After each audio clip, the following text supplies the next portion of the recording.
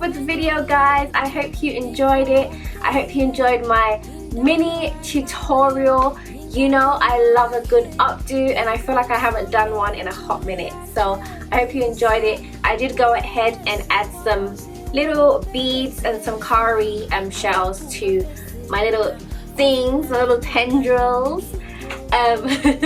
Anyway, thanks for watching, and I will catch you guys in my next video. Bye. Mwah.